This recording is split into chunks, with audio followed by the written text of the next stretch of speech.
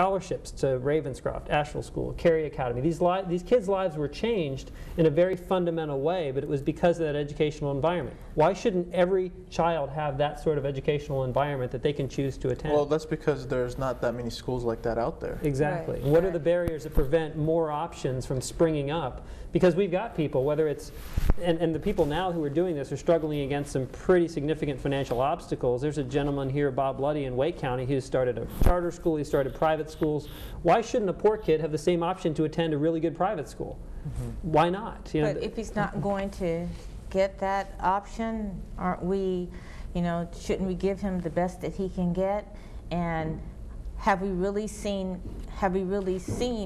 anything evolve that's better than what we have now? Now, I know the school board, it appears that they are dedicated to taking apart what's already been assembled, but have they really offered us something better? See, this is what I'm concerned with. They want to redo everything, but have they put anything, do they really have a plan on the table that's going to improve the lives of these children? I don't see that they have, and this is what makes their decision suspect to me. Also, I'm a little bit concerned when people, like a couple of the school board members, they don't even have kids, okay? They've never been, they haven't really experienced, having a child in elementary school and seeing the things that they have to deal with. How can they speak for parents? I just don't get it. I don't think it's right. Well, and I think the school board... I want someone to convince me that it's right. I want to feel some type of sympathy or empathy or what they're putting forth, but it's not there. I think the thing that's healthy about what the school board is doing right now is it's forcing us to take an honest look at an issue that previously was frankly swept under the rug. Because we sweep our low-performing and our disadvantaged students under the rug by shuffling them all over the county, so on average things look like they're doing pretty good. The graduation rates overall are doing pretty good because we don't have a lot of low-performing kids bundled in one school. And part of the reason for doing that, frankly, is just trying to hit the numbers. But when we can be honest and say, look, this current scenario of not just giving people an option, but forcing kids to go on an hour or 40-minute bus ride each way and to be surrounded by children all day that they have no interaction with after school because they're on the other side of the county. There's no community there. How does that, but maybe it's making the overall numbers look better, but you still can look at... How can the overall numbers look better? I mean, percentage is a percentage. Well, because you don't have an entire school that's filled with kids who are extremely disadvantaged and they do not... You mean on a school-by-school basis? On a school-by-school basis. Oh, okay. So but overall, it would be the same percentage. Overall, exactly. And this is one of the paradoxes that we're dealing with the federal involvement in education. I've talked to administrators, I've talked to folks who are inside the system, and they've said quite bluntly that the reason this busing exists, it's not really about diversity, it's about schools needing to hit their AYP targets for No Child Left Behind. No Child Left Behind says that individual schools must achieve certain performance targets every year or else a stick comes out from Washington and bad things happen. They don't want the stick. So they have a definite system that they use to score the children, which itself is a problem because the scoring system is a sort of metric that essentially takes past history and labels a kid as a failing kid. They know who the problem children are who really need an educational ICU. Well, they just kind of shuffle them in an area where they won't destroy the performance of the school they're going to. You said that there were children who basically they won't have any interaction with once they go home. Okay, but isn't really the primary, the majority of their lives are spent in that school building. I mean, from 7:30 in the morning until afternoon, that is their peer. That is where they meet their peers. They are literally with those children more than they're with their parents, if you look at the way, every day. And they have lunch with them, they talk with them, they interact. They are growing with those children, so that is their peer group, more so maybe than in the neighborhood, because when they go home from school, they're going to go in the house. If they're lucky, they're going to get out to play. But this is who their association with. Is that something? So what's wrong with that? I mean, have you read Lord of the Flies? No, but I mean, even though maybe they're not going to have the same type of material access once they leave that environment, at least for just a little while, they're out of that ghetto for just a little while. They're able to experience a sense of wholesomeness that maybe they're not going to get once they go home.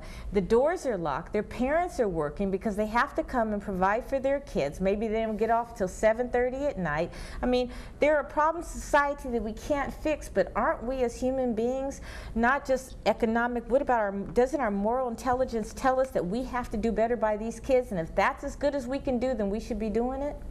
I completely agree. I mean, the ghetto is the problem, and the communities that these kids are going home to. And my wife taught, when I was in medical school, my wife taught for 4 years at E.K. Poe Elementary on 9th Street in Durham, which is about as inner city as you can get when she was there. And you know, you've got kids who forget about getting dinner. They don't even know if they've got a place to sleep that night. Maybe they're on a cardboard mat on the porch. And it's just really tragic stuff. And Are we going to make it more tragic if we end that? If we deny them that opportunity, that chance, isn't it going to become more tragic?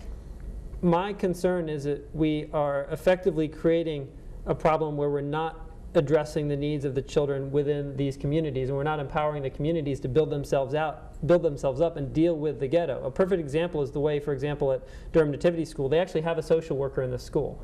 But the social worker at Durham Nativity doesn't actually spend time at the school working with the kids. The social worker is in the homes of the parents and the guardians of these students and trying to help the parents and the guardians optimize the living situation. Because even though the kids spend a lot of time in school, they spend, on the balance, more time outside of school and trying to figure out, okay, what are the issues that are preventing this family unit from offering this kid a wholesome living environment? And there's a very much... By sending a psychologist to... A social worker. A social worker to... It's kind of like putting the blame on the parents for being poor, for being black, for being marginalized when society has created that situation. We could finish that situation, create an entire environment if we stop putting money in other places and focus on Well, the let me children. ask you, this is one thing that I wanted to touch upon is money in education. I mean, the U.S., without a doubt, is one of the highest spending countries per student in the whole world. But yet, the level of education that our kids receive is second class to countries that just spend a fraction of the amount of money. We're spoiled. But why is that? I mean, is money really an issue in education here in this country? Well, we teach kids that everything that glitters is gold, and I mean, we give them an education. We teach them what to think. We don't teach them how to think, and I think that's the problem. You see other countries that really know how to get into a kid's head and teach them how to think. Here, we're kind of passive. I'm not going to say that either. Oh, you know, I mean, come on. We have the lowest math scores. We have, if you look at worldwide, as much money as we're putting in education, who has the lowest scores? America.